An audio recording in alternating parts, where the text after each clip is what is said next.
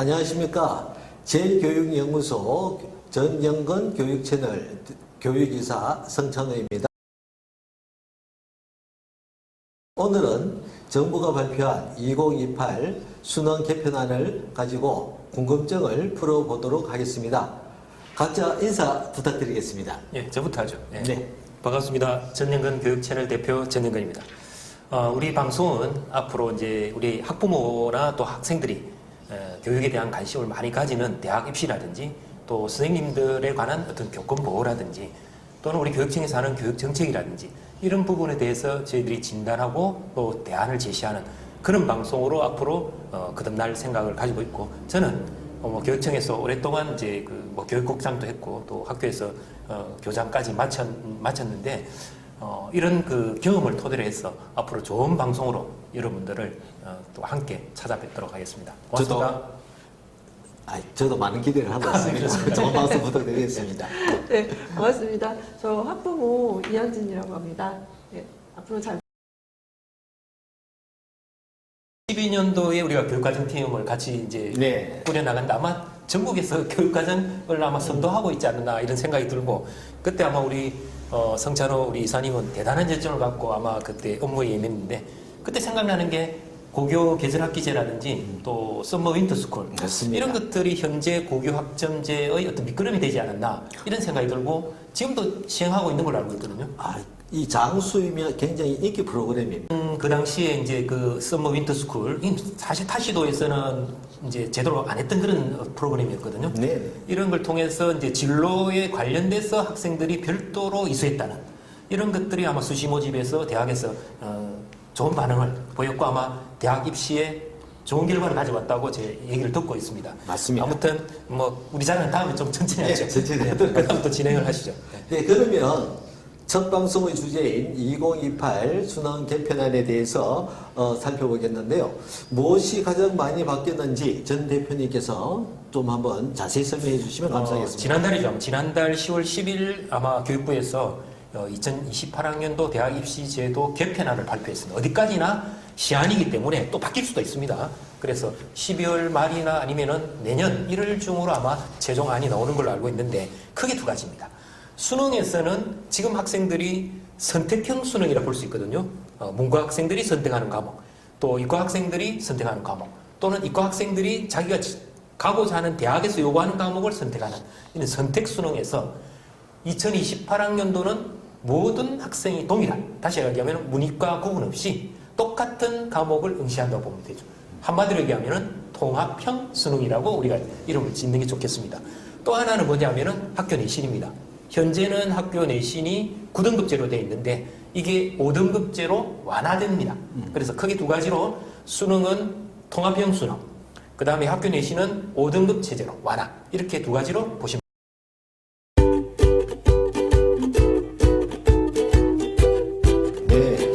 자, 그러면 이번 시간에는 수능 개편안부터 살펴보도록 하겠습니다. 과목을 선택할 수 있는 현행 수능과 이 통합형 수능으로 개편되었다고 하는데, 현행 수능과 비교했을 때 어떤 점이 가장 많이 달라집니까? 저는 어차피 학생들은 수능에 대한 부담은 있거든요. 그래서 큰 틀에서는 대동소이하다 이렇게 말씀드리고 싶고, 다만 이제 저는 수능이 조금 더 이제 학습이 좀 부담이 줄어들고 해서 자격고사 하면은 좋겠다. 향후 길게 봤을 때 그런 측면에서는 저는 이 개편안에 대해서 바람직하다 보고 있고, 한마디로 현행과 같이 결국은 상대평가로 이 수능 점수가 반영되기 때문에 수능 점수는 여전히 대학 입시의 큰 요소라고 생각하시면 될 것 같습니다. 그럼 가장 중요한 게 학생들이 느낄 때 개편된 수능에서 전체적으로 학습 부담을 더 줄어든다고 느낄까요? 아니면 더 늘어난다고 느낄까요? 저는 이제 출제 영역이 아무래도 이제 조금 규모가 이제 줄어들고 과목 수도 줄기 때문에 학습 부담은 저는 준다고 생각하고 있습니다. 다만 새로 생기는 통합 사회, 통합 과학이 이제 새로 생겼는데 이 과목이 이제 모두 다 응시해야 되기 때문에 문과, 이과 성향이 뚜렷한 학생이 모두 응시해야 한다는 그런 부담은 좀 생길 것 같고, 어떻게 보면은 이과형 학생, 다시 말하면 자연 성향의 학생이 다소 유리할 듯 이렇게 예상을 하고 있습니다. 그럼 구체적으로 어떤 면에서 이과 성향 학생이 유리한 걸까요? 학부모님 자녀가 문과 성향입니까? 이과 성향입니까? 저희는 이과 성향에 가깝습니다.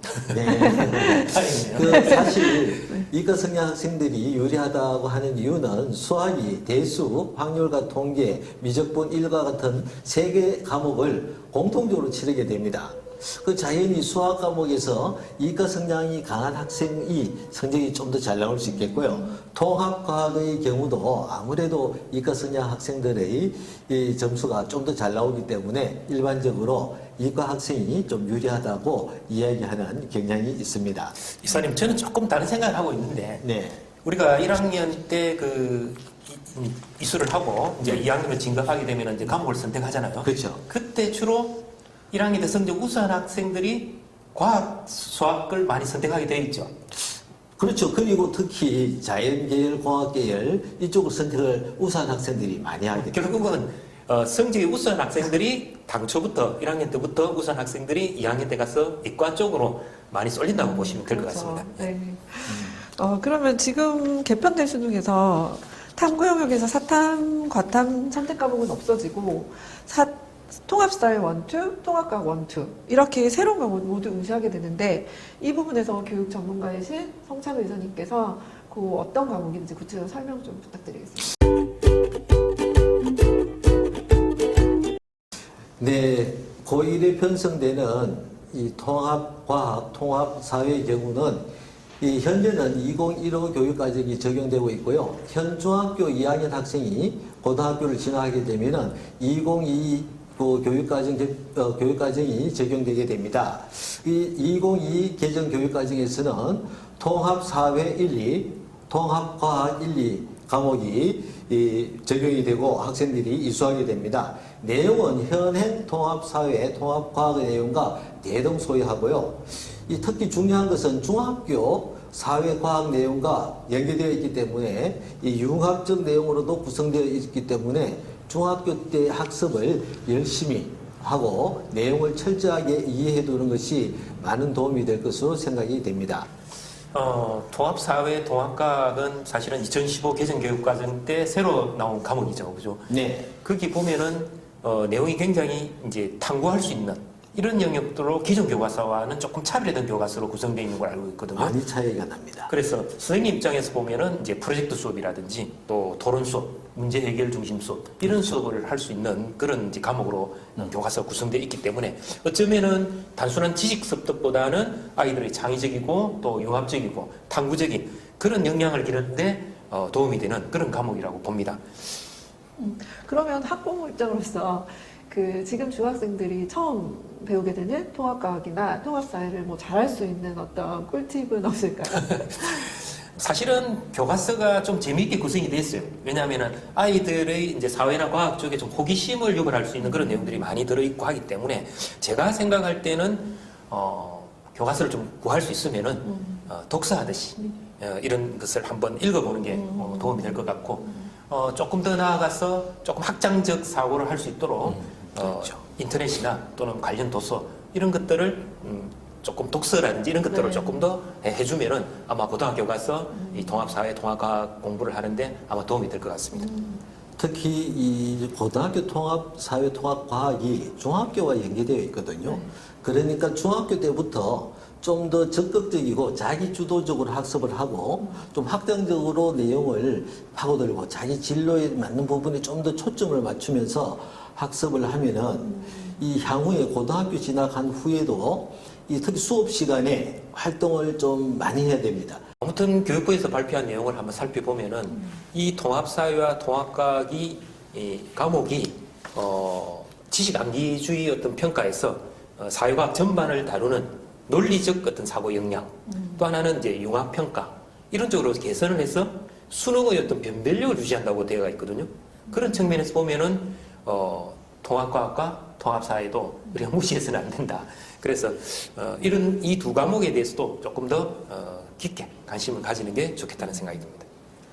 그러면 지금 이제 수능에서 저희가 정시 모집의 40% 정도 선발이 되고 있는데 그 정시에서 수능이 차지하는 비중이 굉장히 크다고 볼 수 있을까요? 앞으로 또 적어진다고 볼 수 있을까요? 대학 입시에서 이제 정시 모집에서 수능은 절대적이죠. 지금 네. 현재. 그러나 지금 보면 이제 쉬운 수능을 기초로 하고 변별력이 다소 떨어진다면은 상위권 대학 또는 뭐 의학 계열이라든지 이런 상위권에서 보면은 변별력이 떨어짐으로 인해서 앞으로 학생부의 어떤 정성평가, 면접이 추가될 것으로 이제 예상을 하고 있습니다. 쉬운 수능에서 변별력이 왜 떨어지는 거죠? 수능 변별력이 떨어진다는 것은 학습할 양이 줄어들겠죠. 이번에 이제 개편안에서는. 그리고 이 쉬운 수능 기조가 계속이 된다면 상위권 학생들에게서 동점자가 많이 발생할 것이고, 그러다 보면 최상위권 학생들의 이 변별력이 약화될 수밖에 없는 것입니다.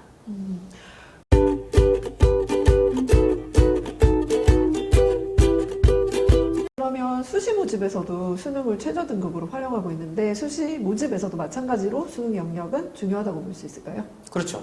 지금 또 수시 모집에서 상위권 대학이나 중상위권 대학 가려면은 수능 최저 등급을 어느 정도로 맞춰야 되기 때문에 개편되는 그 입시 제도에서도 수능의 그 수시 모집에서의 수능의 영향은 크다고 봐야 됩니다. 다만 여기서 우리가 조금 봐야 할 점이 뭐냐 하면은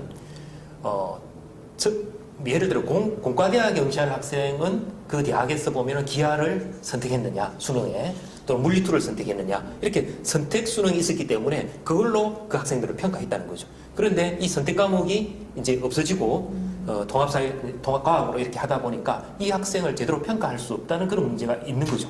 이런 관점에서 볼 때 이 개편안에서 대학에서는 수시 모집 뭘 좀 더 볼 것 같습니까? 자연히 수능이 좀 쉬워지고 한다면은 대학에서는 이 학생들이 학생부 기록이 어떠한지를 살펴볼 것 같습니다. 특히 뭐 교과 성적도 중요하겠지만 이 교육과정 이수를 어떻게 했느냐.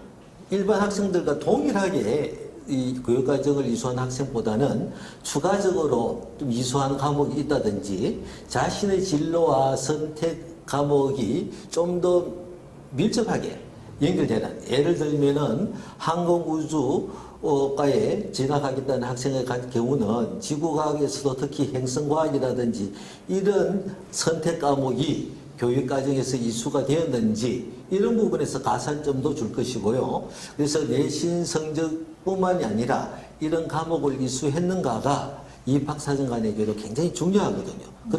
우리 지금 현재 다니고 있는 중학생들이 고등학교를 들어갔을 때 고교 학점제가 적용이 될 건데 그 고교 학점제랑 지금 현재 대학 입시와는 또 어떤 관련이 되는 걸까요? 네, 이 고교 학점제라고 하는 것이 자신의 진로 선택과 연결되도록 과목을 이수하는 그런 이 교육 과정입니다. 자신의 진로와 그 적성에 맞는 2, 3학년 때의 과목의 이 선택들, 그런 것들이 이수가 되고 얼마나 충실하게 학습했느냐, 또는 그 다음에 세부 특기 능력이 기록이 되느냐. 고교 학점제가 적용되는 현 중2 학생 입장에서 보면은 앞으로 교육과정 이수에 충실해야 된다. 이런 말씀을 드리고 그게 또 대학 입시에 절대적으로 유리하다.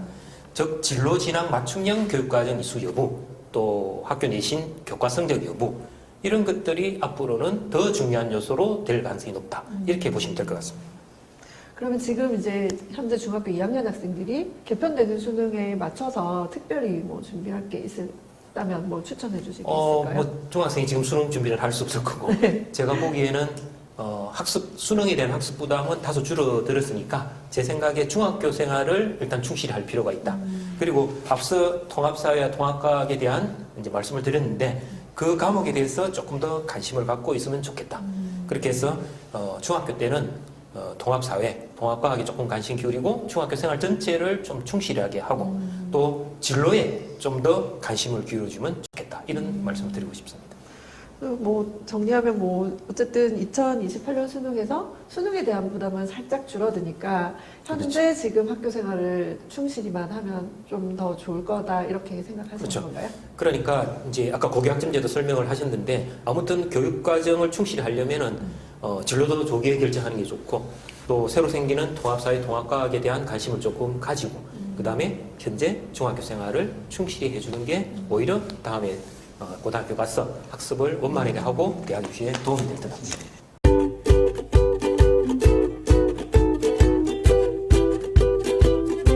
너무 말씀을 무겁게 하시는 것 같은데. 아, 그렇습니까? 아무튼 풀어서야죠. 지금까지 우리가 문이과 구분 없이 이제 통합형 수능이라 부르죠. 통합형 수능으로 개편된 거에 대해서 알아봤는데 정리를 한번 해보면은 수능에 대한 학습 부담은 다소 줄어들지만은 수능 별별력은 조금 사회권 학생 중심으로 좀 떨어질 가능성이 있다. 네. 또 새롭게 치르는 통합사회와 통합과학에 대해서 조금 더 관심을 기울여야 되겠다. 수능은 여전히 수시와 정시 모집에서 중요한 요소다. 무시할 수 없는 중요한 요소다. 네. 이렇게 말씀드리고 싶고 특히 이번에 개편되는 그 대학 입시에서 결국은 학생부의 어떤 중요성 이런 것들이 더 강화될 것이다. 이런 데 이제 정리를 할 수 있겠어요. 첫 방송인데 뭐 다소 조금 부족한 점은 있지만 우리 이사님부터 소감 한마디 해주시고 또 학부모님 해주시죠. 아, 첫 방송이다 보니까 입도 마르고요. 이 또 말도 더듬게 되고 좀 굉장히 좀 어색했는데 미리 좀 많이 모니터링을 해가지고 다음 시간에는 좀 더 자연스럽고 좀 더 충실한 내용으로 방송에 임하도록 하겠습니다. 많은 시청 부탁드리겠습니다. 네, 저도 카메라 앞에 방송은 처음이라서 조금 어색하고 부자연스러웠지만 이런 자리를 통해서 이번 수능 개편안에 대한 내용도 알게 되고 또 궁금했던 부분이 해소가 돼서 굉장히 의미 있는 시간이었습니다. 네, 두 분 감사드립니다. 아무튼 두 분 오늘 수고하셨고 제가 보기에는 잘하셨습니다. 감사합니다. 앞으로 더 잘했으니까 예, 앞으로 더 잘해보겠습니다. 우리 그 전영근 교육 채널은 우리 학부모님들이 궁금해하는 뭐 대학 입시 또 뭐 영재 교육 또 학교 폭력 예방 네. 또 우리 선생님들을 위한 교권 보호라든지 네. 이런 다양한 어떤 주제를 가지고 앞으로 방송을 하겠습니다. 특히 부산교육청에서 현행 시행하고 있는 여러 가지 교육 정책에 대해서도 한 번 더 우리가 모니터링 해보고 그렇죠. 이런 좋은 방송을 하려면은 우리 시청자 여러분께서 적극적으로 우리 댓글이나 또는 밑에 있는 메일 주소로 의견을 주시면은 저희들이 검토해서 방송을 하도록 하겠습니다. 네. 아무튼 오늘 수고하셨고 우리 그 학생들이나 학부모님들이 행복해하는 그날까지 우리 전영근 교육 채널은 계속됩니다. 예, 고맙습니다. 네, 감사합니다.